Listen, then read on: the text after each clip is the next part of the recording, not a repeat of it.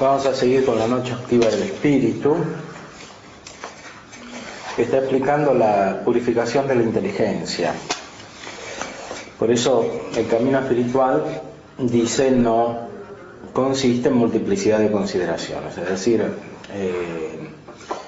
se produce un proceso de simplificación en esta fase de purificación intelectual.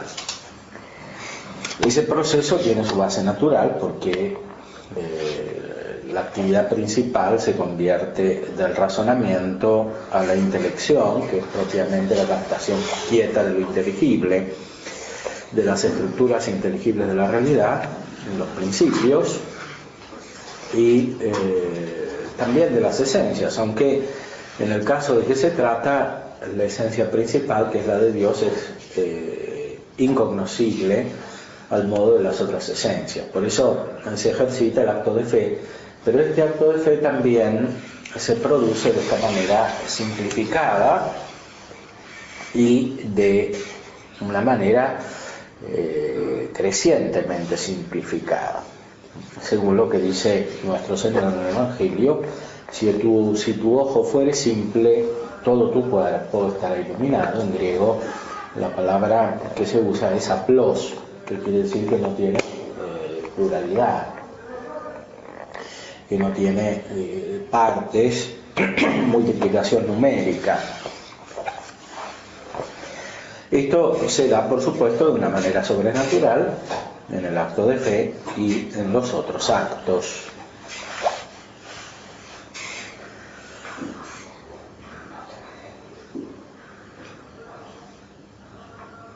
Este camino no consiste en multiplicidad de consideraciones, ni modos, ni maneras, ni gustos, aunque esto en su manera sea necesario a los principiantes, sino en una sola cosa necesaria, que es saberse negar de veras.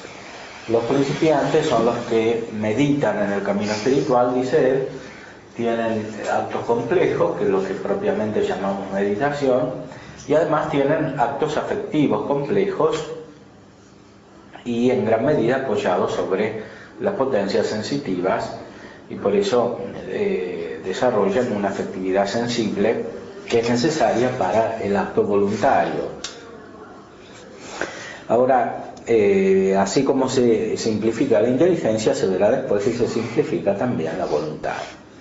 Y se purifica no porque se anule su capacidad, incluso en su dimensión ilemórfica, que se refiere a la corporeidad, sino porque se transforma según la gracia sobrenatural.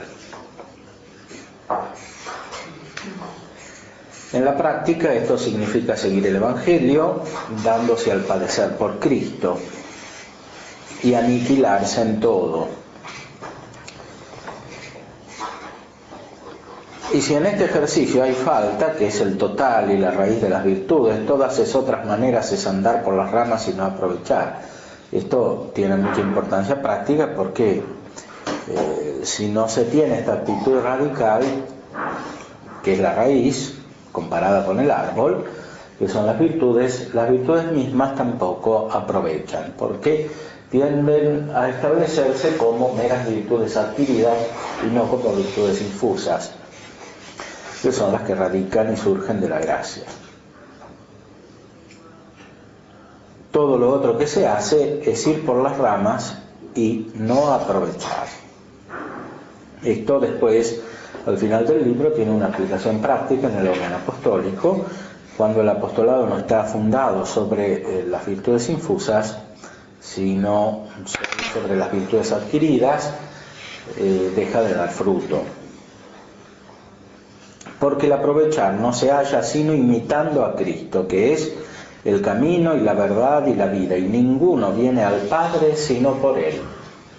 Esto implica una transformación creciente de la vida, una semejanza con Cristo, una imitación de Cristo que se da sobre todo en el padecer, porque en el triunfar es difícil comprobar la asimilación a Cristo.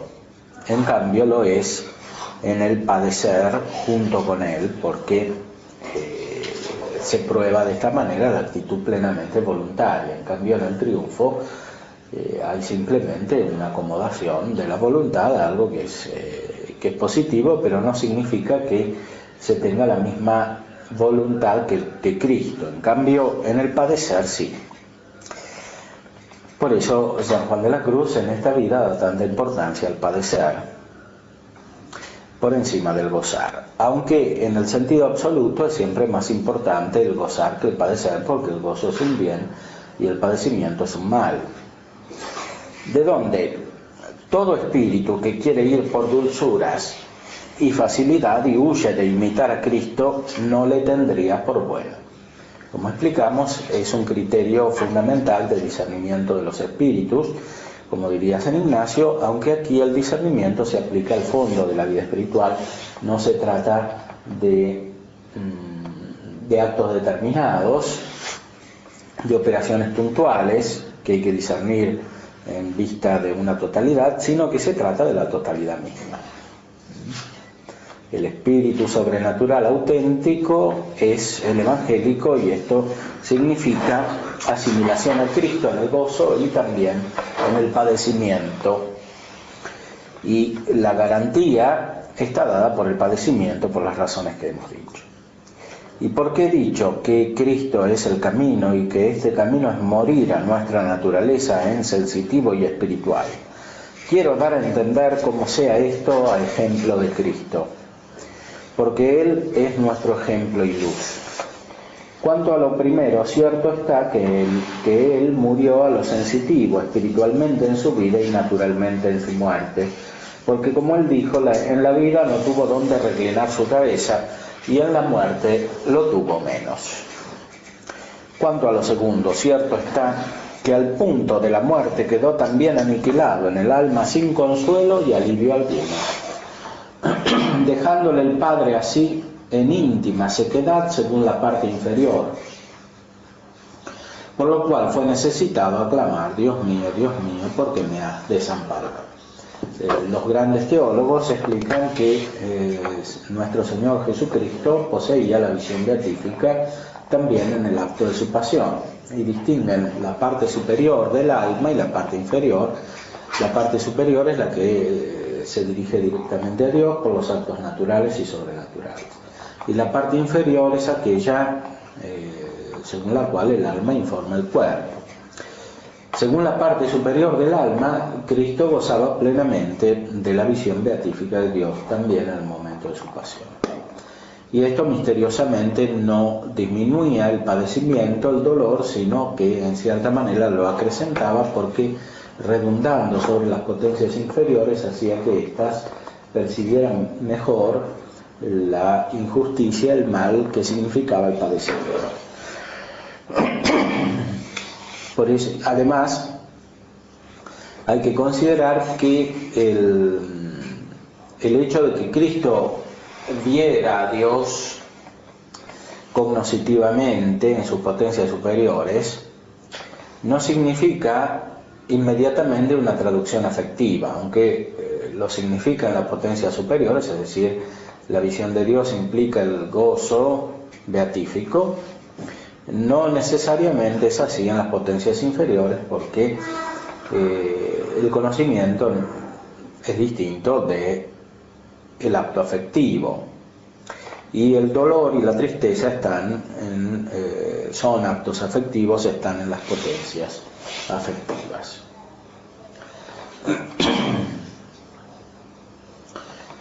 San Juan de la Cruz simplifica y dice que el dolor estaba directamente en la parte sensitiva,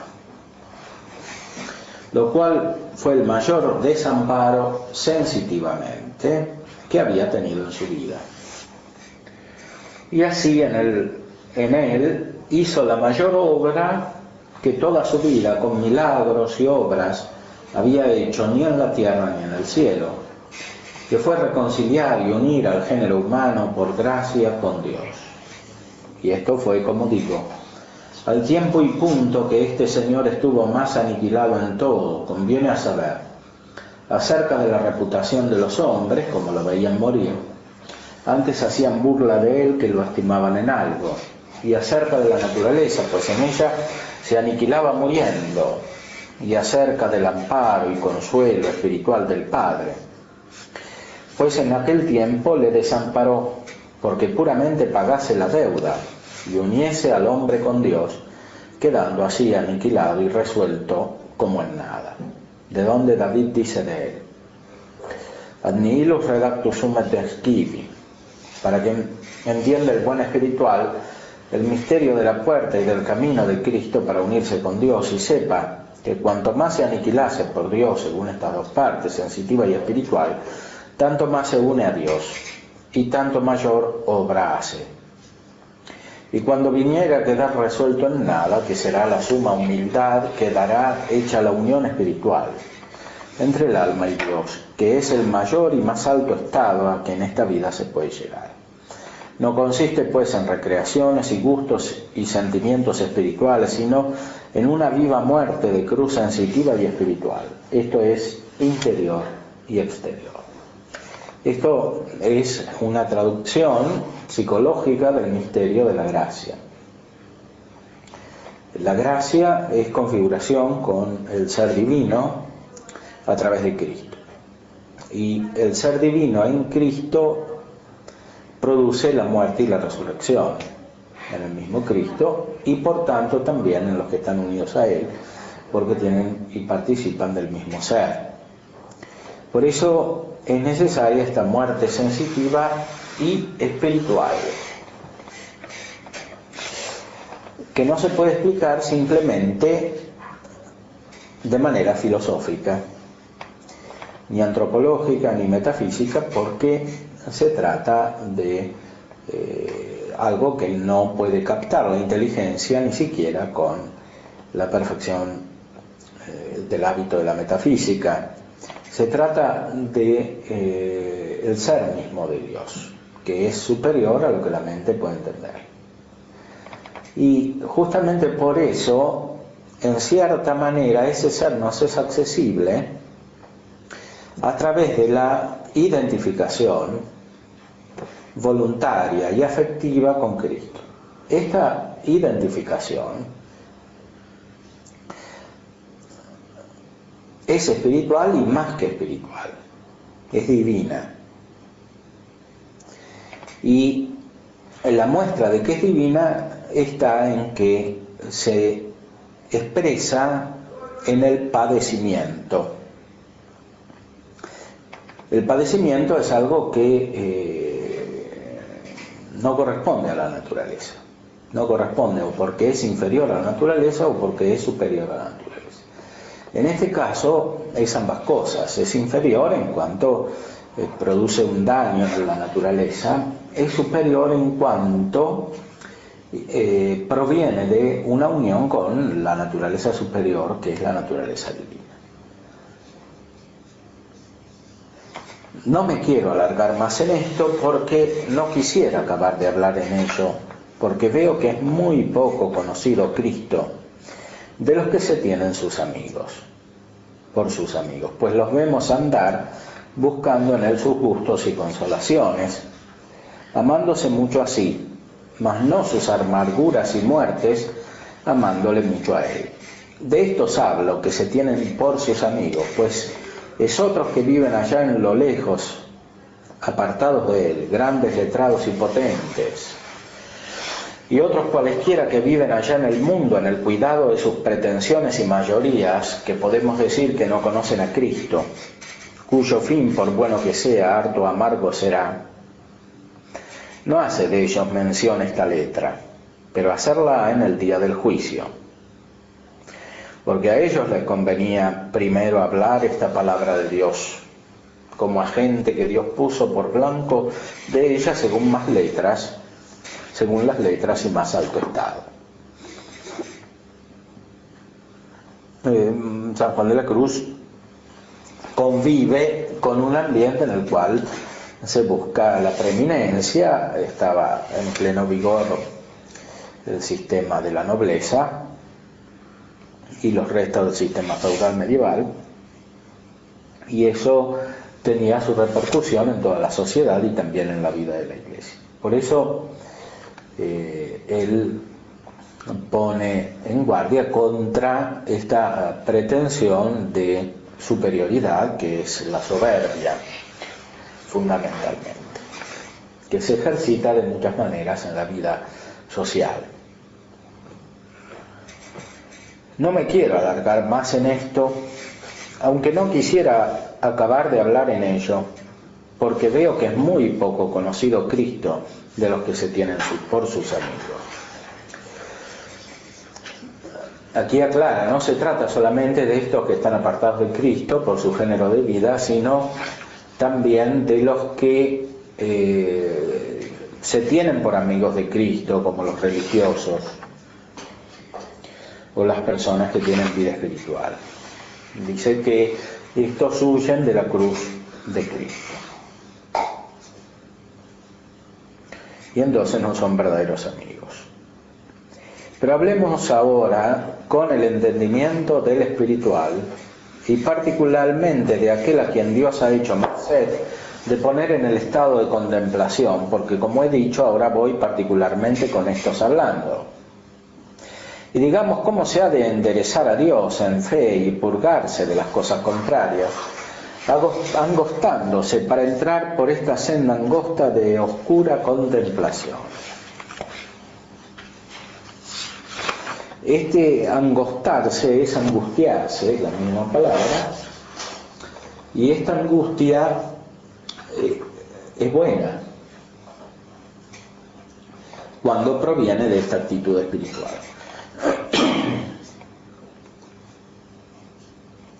En el capítulo 8 explica la manera de Dionisio cómo Dios no puede ser alcanzado a través de ninguna criatura, lo explica también Santo Tomás en la Suma. Este es el fundamento del vacío que hay que tener en la inteligencia. Antes que tratemos del propio y acomodado medio para la unión con Dios, que es la fe, conviene que probemos cómo ninguna cosa creada ni pensada puede servir al entendimiento de propio medio para unirse con Dios, y cómo todo lo que el entendimiento puede alcanzar antes le sirve de impedimento que de medio. Si a ello se quisiera así. Y ahora en este capítulo probaremos esto en general y después iremos hablando en particular, descendiendo por todas las noticias que el entendimiento puede recibir de parte de cualquiera sentido, exterior e interior, y los inconvenientes y daños que puede recibir de todas estas noticias interiores y exteriores. Para no ir adelante, ha sido al propio medio, que es la fe. O sea, todas estas especies inteligibles y sensibles impiden la fe. Este es el punto fundamental. Ahora, no la impiden absolutamente y por sí mismas en cuanto son ordenadas, porque en este sentido son necesarias para la fe, porque no podemos acceder a la fe sin oír la predicación, como dice San Pablo, y de ex auditu. No podemos acceder a la fe sin ver los gestos de Cristo, etc. Sin oír sus palabras, sin leer el Evangelio. Por eso no se trata de un vacío absoluto de toda especie sensible e inteligible, sino de todas las que molestan. Ahora, las que estorban en el camino espiritual al principio son todas, las sensibles y las inteligibles. Y por eso hay que vaciarse de todas en cuanto estorban y hay que tenerlas en cuanto ayudan.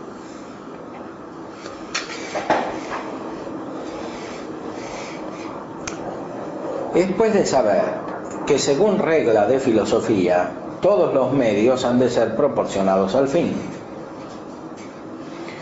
es a saber que han de tener alguna conveniencia y semejanza con el fin, tal que baste y sea suficiente para que por ello se pueda conseguir el fin que se pretende. Pongo ejemplo. Quiere uno llegar a una ciudad, necesariamente ha de ir por el camino, que es el medio que empareja y junta con la misma ciudad. Otro ejemplo. Hace de juntar y unir el fuego en el madero. Es necesario que el calor, que es el medio, disponga al madero primero con tantos grados de calor que tenga gran semejanza y proporción con el fuego.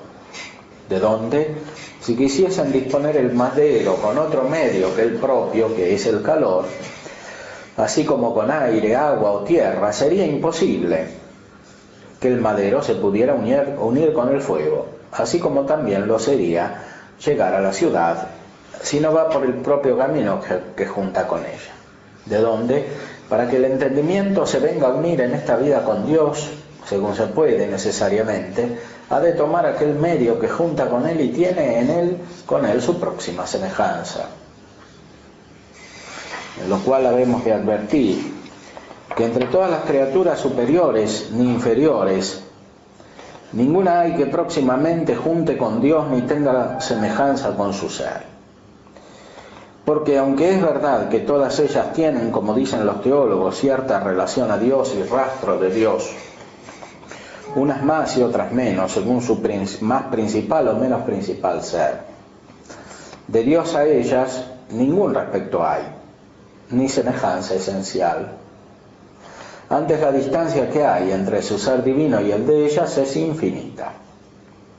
Y por eso es imposible que el entendimiento pueda dar en Dios por medio de las criaturas, ahora sean celestiales, ahora terrenas, por cuanto no hay proporción de semejanza. Santo Tomás explica en la Suma que por un lado las criaturas son semejantes a Dios, por otro lado son desemejantes.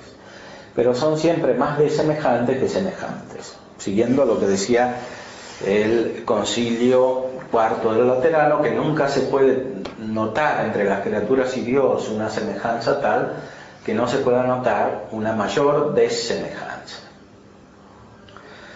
Porque, como decía Dionisio, en la jerarquía celeste de Dios podemos saber más bien lo que no es que lo que es. Porque lo que no es lo decimos exactamente. Nunca Dios es lo que nosotros entendemos.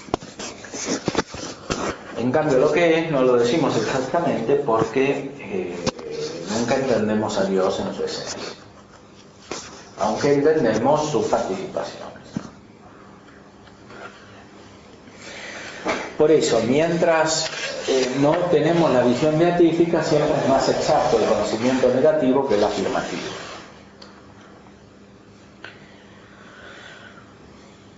Por supuesto que el conocimiento por sí mismo es afirmativo, es el conocimiento de lo que Dios es, pero ese es justamente el que no podemos tener en esta vida.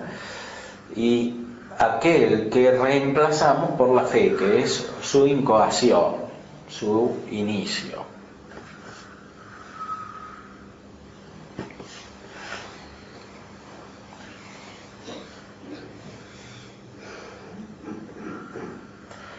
De donde, hablando David de las celestiales, dice: no hay semejante a ti entre los dioses, en los dioses, Señor, llamando dioses a los ángeles y almas santas. Y en otra parte, Dios, tu camino está en lo santo. ¿Qué Dios grande hay como nuestro Dios? Como si dijera, el camino para venir a Dios es camino santo, esto es pureza de fe. Esto es lo que llama él proporción de semejanza antes. Solo la fe tiene proporción de semejanza, no el conocimiento de las criaturas. Ahora, como Dios es infinito y es misterioso, así también la fe es misteriosa, porque refleja lo infinito.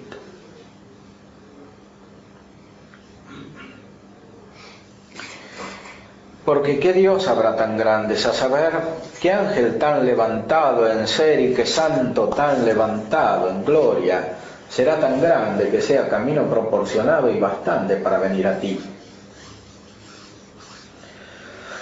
Y hablando también el mismo David de los terrenales y celestiales juntamente, dice: alto es el Señor y mira las cosas bajas, y las cosas altas conoce desde lejos. Como si dijera, siendo el alto en su ser, ve ser muy bajo el ser de las cosas de acá abajo, comparándole con su alto ser, y las cosas altas, que son las criaturas celestiales, vélas y conócelas, estar en su ser muy lejos, de su ser muy lejos. Luego todas las criaturas no pueden servir de proporcionado medio al entendimiento para dar en Dios. Ni más ni menos, todo lo que la imaginación puede imaginar y el entendimiento recibir y entender en esta vida, no es ni puede ser medio próximo para la unión con Dios, de Dios. Porque si hablamos naturalmente, como quiera que el entendimiento no puede entender cosas si no es lo que cabe y está debajo de las formas y fantasías de las cosas que por los sentidos corporales se reciben, las cuales cosas, habemos ya dicho, no pueden servir de medio, no se puede aprovechar de la inteligencia natural. Pues si hablamos de la sobrenatural, según se puede en esta vida, de potencia ordinaria, no tiene el entendimiento, disposición ni capacidad en la cárcel del cuerpo para recibir noticia clara de Dios. Porque esa noticia no es de este estado, porque o ha de morir o no la ha de recibir. Esto es así porque, dice Santo Tomás, la inteligencia humana necesita siempre de los fantasmas, como había dicho también Aristóteles, para entender lo que entiende. Incluso en el nivel metafísico es necesario partir del conocimiento de las cosas sensibles. Y por eso, como Dios es absolutamente inmaterial, no puede ser entendido por la inteligencia humana sin referirse de algún modo, aunque sea inicial, a los fantasmas. Pero Dios está por encima de todas las imágenes porque no tiene materia, es absolutamente perfecto y por tanto alejado de toda materialidad. Por eso Dios en sí mismo no se puede entender. Si la inteligencia se refiere de algún modo a las cosas sensibles, que es lo que sucede en la inteligencia humana, cuyo objeto propio y proporcionado son las esencias de las cosas materiales, como decía Aristóteles y Santo Tomás. Por eso, para ver a Dios tiene que morirse, que quiere decir separarse del cuerpo, para que la inteligencia funcione de otra manera, no dependiendo del cuerpo. Y porque el cuerpo es una cárcel, como decía Platón,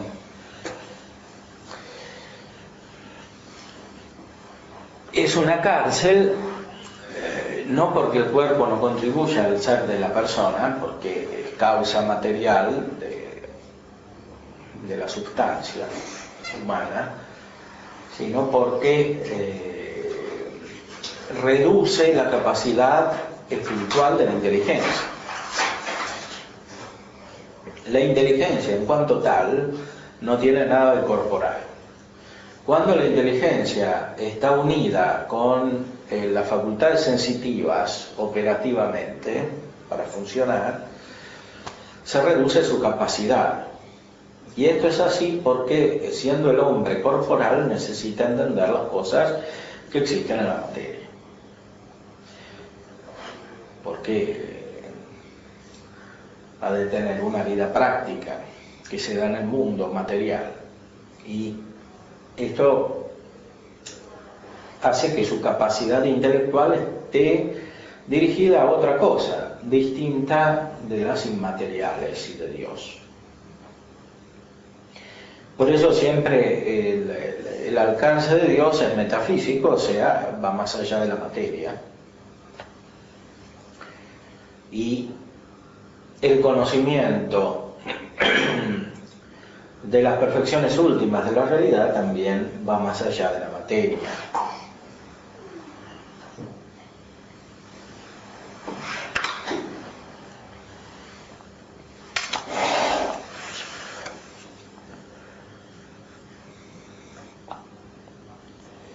Esa noticia no es de este estado porque o ha de morir o la ha de recibir. De donde, pidiendo Moisés a Dios esa noticia clara, le respondió que no le podía ver, diciendo: no me verá hombre que pueda quedar vivo.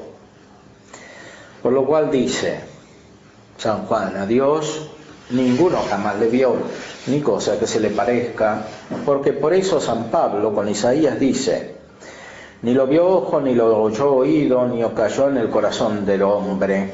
Y esta es la causa porque Moisés en la zarza, como se dice en los Actos de los Apóstoles, no se atrevió a considerar estando Dios presente, porque conocía que no había de poder considerar su entendimiento de Dios como convenía conforme a lo que de Dios sentía. Y de Elías nuestro padre se dice que en el monte se cubrió el rostro en la presencia de Dios, que significa cegar el entendimiento, lo cual él hizo allí, no se atreviendo a meter tan baja mano en cosa tan alta, viendo claro que cualquiera cosa que considerara y particularmente entendiera era muy distante y disímil a Dios. Por tanto, ninguna noticia ni aprehensión sobrenatural en este mortal estado le puede servir de medio próximo para la alta unión de amor con Dios, porque todo lo que puede entender el entendimiento y gustar la voluntad y fabricar la imaginación es muy disímil y desproporcionado, como habíamos dicho, a Dios, lo cual todo lo dio a entender Isaías admirablemente en aquella tan notable autoridad, diciendo: ¿a qué cosa habéis podido hacer semejante a Dios? ¿O qué imagen le haréis que se le parezca? ¿Por ventura podrá fabricar alguna escultura el oficial del hierro? ¿O el que labra el oro podrá fingirle con el oro? ¿O el platero con lañas de plata? Porque el oficial del hierro se entiende el entendimiento, el cual tiene por oficio formar las inteligencias y desnudarlas del hierro, de las especies y fantasías. Por el oficial del oro se entiende la voluntad, la cual tiene habilidad de recibir figura y forma de deleite, causado del oro del amor.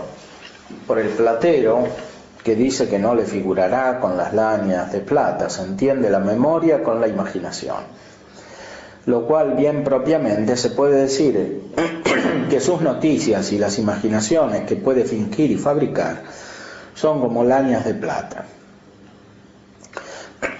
Y así es como si dijera: ni el entendimiento con sus inteligencias podrá entender cosa semejante a él, ni la voluntad podrá gustar deleite y suavidad que se le parezca a la que es Dios.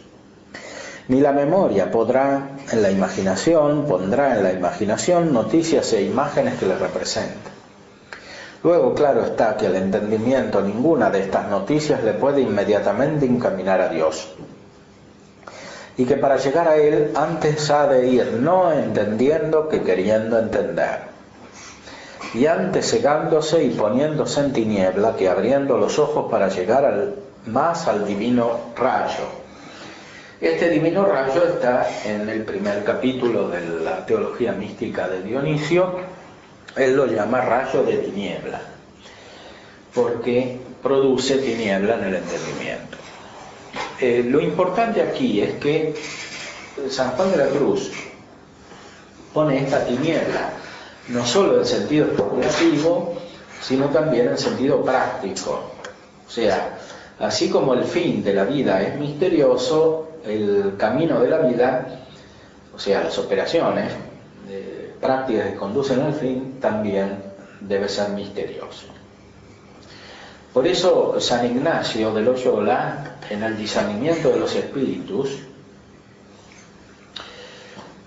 pone como punto de referencia la atención al fin, y al principio de todos los ejercicios también está puesta como referencia la atención al fin. Es imposible acertar prácticamente si no se considera de manera adecuada el fin.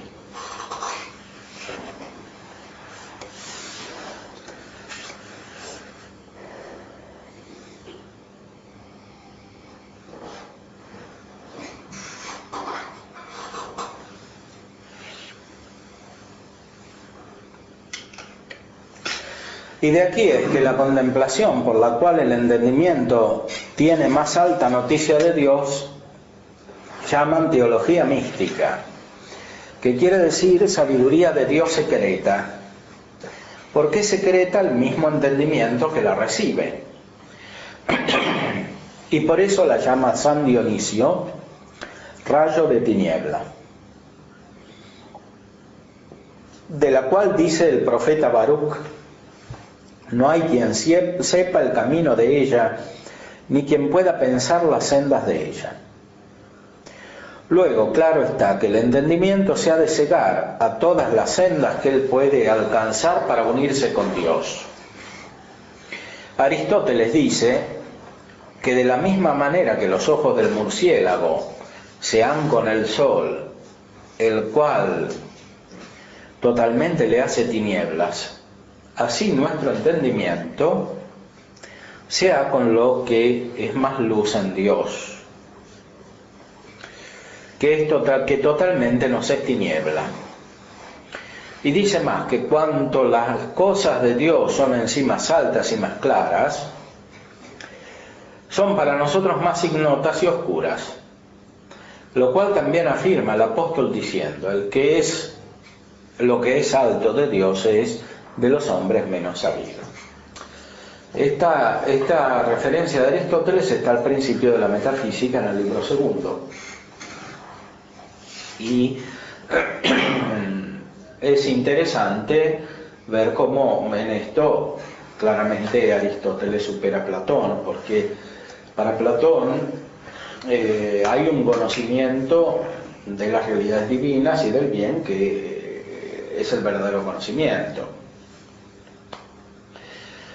La oscuridad la pone solamente por relación a las cosas corporales, no por relación al entendimiento. Es decir, el hombre, en cuanto está en medio de las cosas corporales, está como encerrado en una cárcel o en una caverna y no puede ver las cosas inteligibles.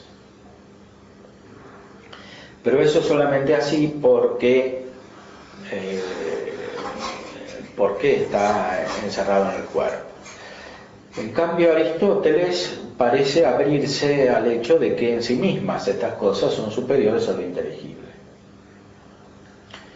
que es lo que dice aquí en el libro segundo de la metafísica. Y no acabaríamos a este paso de traer autoridades y razones para probar y manifestar cómo no hay escalera con que el entendimiento pueda llegar a este alto Señor entre todas las cosas creadas y que pueden caer en entendimiento. Antes es necesario saber que si el entendimiento se quisiese aprovechar de todas estas cosas o de algunas de ellas por medio próximo para la tal unión, no solo le serían impedimento, pero aún le serían ocasión de hartos errores y engaños en la subida de este monte.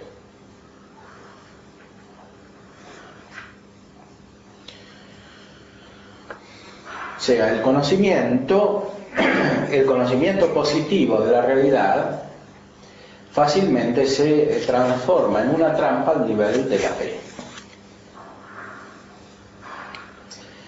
en cuanto es desproporcionado, y es desproporcionado cuando se lo busca por sí mismo. Porque cuando se lo busca por sí mismo, se pone la atención primero en las cosas creadas y después en Dios en cuanto se alcanza desde las cosas creadas. Pero de esta manera es imposible conocer a Dios en sí, conocer la esencia de Dios, porque las cosas creadas, como dijo antes, no son semejantes a Dios en lo fundamental, o sea, en la esencia de Dios. Por eso, aunque el conocimiento de las criaturas sirve, es necesario apartarse de todo el conocimiento de las criaturas, sensible e inteligible. Y este es el rayo de tiniebla del cual habla Dionisio, y se lo llama rayo porque esta actitud mental, estas operaciones, no pueden ser alcanzadas simplemente por las fuerzas naturales, sino que se reciben por gracia. Por eso cuando viene el rayo se produce la tiniebla, en vez de producirse la luz. Ahora, esa tiniebla se produce porque llega una luz que es desproporcionada a la capacidad intelectual. Veamos ahora el capítulo 9, cómo la fe es el próximo y proporcionado medio al entendimiento para que el alma pueda llegar a la divina unión de amor. Pruébalo con autoridades y figuras de la Divina Escritura. De lo dicho, se colige que para que el entendimiento esté dispuesto para esta divina unión, ha de quedar limpio y vacío de todo lo que puede caer en el sentido, y desnudo y desocupado de todo lo que puede caer con claridad en el entendimiento, íntimamente sosegado y acallado, puesto en fe, la cual es sola el próximo y proporcionado medio para que el alma se una con Dios, porque es tanta la semejanza que hay entre ella y Dios, que no hay otra diferencia sino ser visto Dios o creído. Porque así como Dios es infinito, así ella nos le propone infinito. Y así como es trino y uno, nos le propone ella trino y uno. Y así como Dios es tiniebla para nuestro entendimiento, así ella también ciega y deslumbra nuestro entendimiento. Y así en este solo medio se manifiesta Dios al alma en divina luz que excede todo entendimiento. Y por tanto, cuanto más fe el alma tiene, más unida está con Dios. Que esto es lo que quiso decir San Pablo en la autoridad que arriba dijimos, diciendo: el que se ha de juntar con Dios, conviénele que crea. Esto es, que vaya por fe caminando a Él. Lo cual ha de ser el entendimiento ciego y a oscuras en fe solo, porque debajo de esta tiniebla se junta con Dios el entendimiento. Y debajo de ella está Dios escondido, según lo dijo David por estas palabras: la oscuridad puso debajo de sus pies. Y subió sobre los querubines, y voló sobre las plumas del viento, y puso por escondrijo las tinieblas y el agua tenebrosa. En lo que dijo, puso oscuridad debajo de sus pies, y que a las tinieblas tomó por escondrijo, y aquel su tabernáculo en derredor de él es el agua tenebrosa, se denota la oscuridad de la fe, en que él está encerrado. Y en decir que subió sobre los querubines y voló sobre las plumas de los vientos, se da a entender cómo vuela sobre todo entendimiento. Porque querubines quiere decir inteligentes o contemplantes, y las plumas de los vientos significan las sutiles y levantadas noticias y conceptos de los espíritus, sobre todas las cuales es su ser, al cual ninguno puede de suyo alcanzar. En figura de lo cual leemos en la Escritura que acabando Salomón de edificar el templo, bajó Dios en tinieblas y hinchó el templo de manera que no podían ver los hijos de Israel. El ser de Dios es inaccesible. El mismo ser subsistente es este ser. Su ser está por encima de las sutiles y levantadas noticias y conceptos de los espíritus, es decir, de todos los ángeles. Los ángeles no pueden entender a Dios naturalmente, ni uno solo, ni todos juntos, si por hipótesis se pudiesen unir, serían suficientes para entender a Dios. Por eso es necesario que por la fe el entendimiento adquiere una capacidad divina que es totalmente escondida para la capacidad natural, es decir, inmediatamente no hay conexión experimental. Hay conexión conceptual, porque las verdades de fe se expresan con conceptos,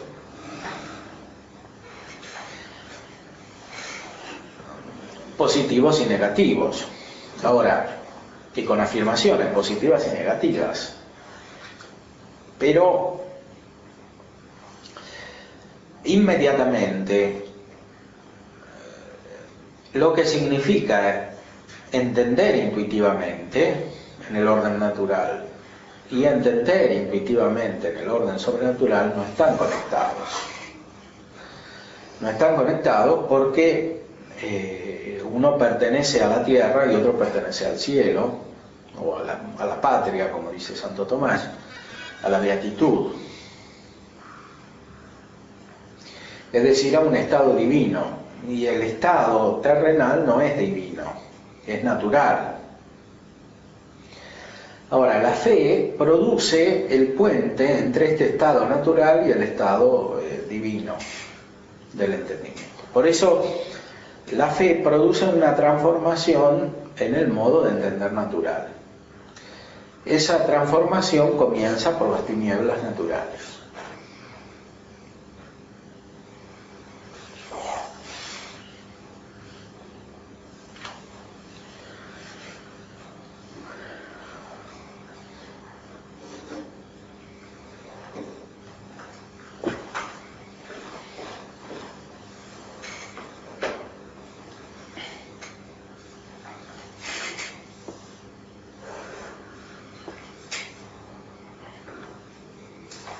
Por eso Dios bajó en tinieblas y hinchó el templo de manera que no podían ver los hijos de Israel. Y entonces habló Salomón y dijo: el Señor ha prometido que ha de morar en tiniebla. También a Moisés en el monte se le aparecía en tiniebla, en que estaba Dios encubierto. Y todas las veces que Dios se comunicaba mucho, parecía en tiniebla, como es de ver en Job, donde dice la Escritura que habló Dios con él desde el aire tenebroso, las cuales tinieblas todas significan la oscuridad de la fe, en que está encubierta la divinidad, comunicándose al alma, la cual, acabada que será, como dice San Pablo, se acabará lo que es en parte, porque es esta tiniebla de fe y vendrá lo que es perfecto, que es la divina luz. De lo cual también tenemos bastante figura en la milicia de Gedeón, donde todos los soldados se dice que tenían las luces en las manos, y no las veían, porque las tenían escondidas en las tinieblas de los vasos, los cuales quebrados luego parecía la luz. Y así la fe que es figurada por aquellos vasos, contiene en sí la divina luz, la cual acabada y quebrada, por la quiebra y fin de esta vida mortal, luego aparecerá la gloria y luz de la divinidad que en sí contenía. Luego, claro está que para venir el alma en esta vida a unirse con Dios y comunicar inmediatamente con Él, que tiene necesidad de unirse con la tiniebla que dijo Salomón, en que había Dios prometido de morar, y ponerse junto al aire tenebroso, en que Dios fue servido de revelar sus decretos a Job, y tomar en las manos a oscuras las urnas de Gedeón, para tener en sus manos, esto es, en las obras de su voluntad, la luz, que es la unión de amor, aunque oscuras en fe, para que luego, en quebrándose los vasos de esta vida, que solo impedía la luz de la fe, se vea cara a cara en gloria. Resta pues ahora declarar en particular de todas las inteligencias y aprehensiones que puede recibir el entendimiento, el impedimento y daño que puede recibir en este camino de fe, y cómo se ha de haber el alma en ellas, para que antes le sean provechosas que dañosas, y así de las que son de parte de los sentidos como las que son del espíritu. Ve en particular ahora qué relación tienen las especies inteligibles y sensibles con la fe, según los distintos estados de las personas. Porque ya dijimos que absolutamente sirven para alcanzar la fe, mejor para recibir la fe. pero en el estado en que de hecho se encuentran, deben ser todas vaciadas o eliminadas para que accedan de nuevo de manera útil. Y así en el capítulo 10 comienza a tratar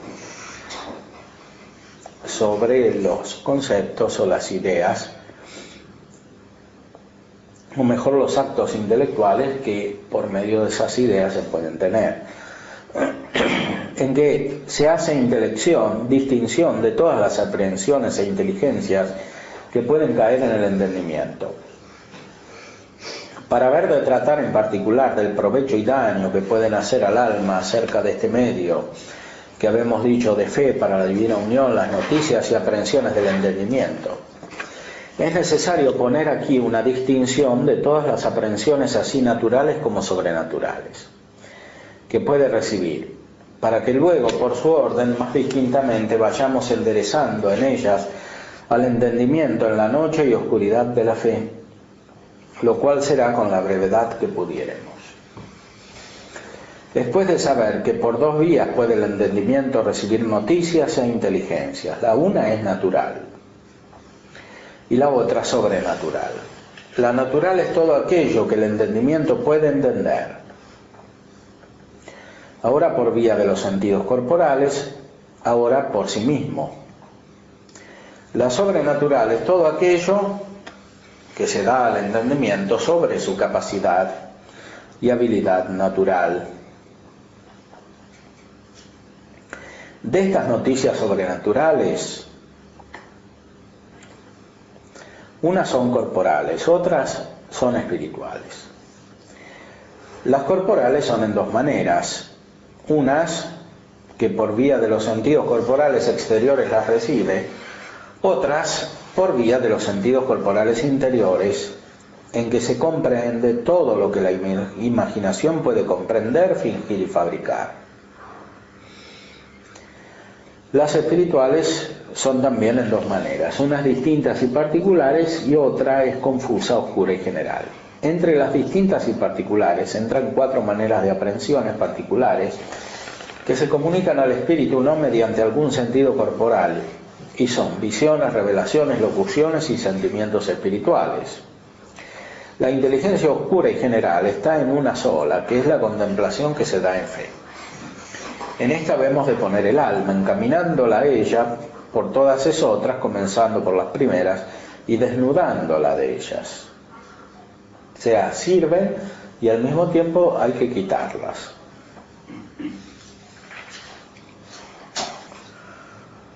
Porque el término no se alcanza con ninguna de estas aprehensiones.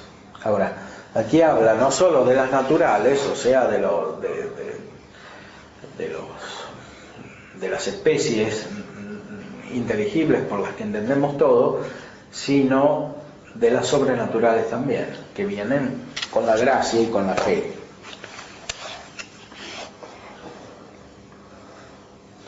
Estas también hay que vaciarlas en cuanto son distintas, o sea, en cuanto implican conocimientos determinados. El único modo de conocimiento proporcionado a Dios es el confuso, es decir, el que no es distinto en el sentido de las esencias de las cosas particulares que se conocen de este modo.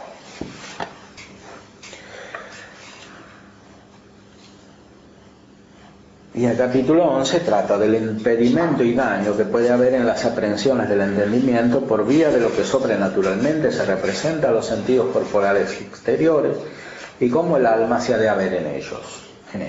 Las primeras noticias que habíamos dicho en el precedente capítulo son las que pertenecen al entendimiento por vía natural, de las cuales, como habemos ya tratado en el libro primero, donde encaminamos al alma en la noche del sentido, no hablaremos aquí palabra, porque allí dimos doctrina congrua para el alma acerca de ellas. Por tanto, lo que habemos de tratar en el presente capítulo será de aquellas noticias y aprehensiones que solamente pertenecen al entendimiento sobrenaturalmente por vía de los sentidos corporales exteriores, que son ver, oír, oler, gustar y tocar, acerca de todas las cuales pueden y suelen nacer a los espirituales representaciones y objetos sobrenaturales, porque acerca de la vista se les suelen representar figuras y personajes de la otra vida, de algunos santos y figuras de ángeles buenos y malos, y algunas luces y resplandores extraordinarios. Y con los oídos oír algunas palabras extraordinarias, ahora dichas por esas figuras que ven, ahora sin ver quién las dice.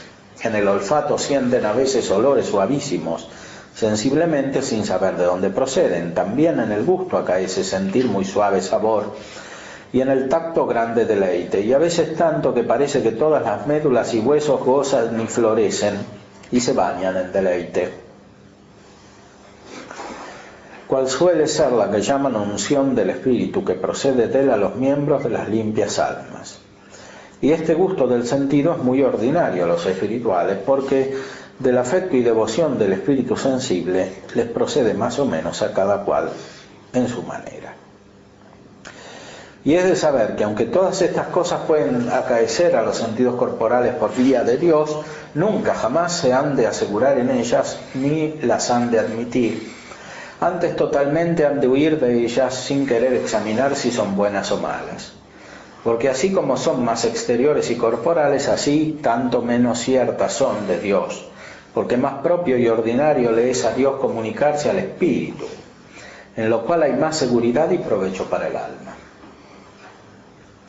que al sentido, en el cual ordinariamente hay mucho peligro y engaño, por cuanto en ella se hace el sentido corporal juez y estimador de las cosas espirituales, pensando que son así como lo siente, siendo ellas tan diferentes como el cuerpo del alma y la sensualidad de la razón, porque tan ignorante es el sentido corporal de las cosas racionales, y aún más digo espirituales, como un jumento de las cosas racionales, y aún más. O sea, como un burro no entiende lo que entiende un hombre, no entiende las cosas inteligibles, así también, y mucho más, los hombres no entendemos lo que Dios es, ni lo podemos entender a través de todas estas aprehensiones, aunque provengan por una vía sobrenatural.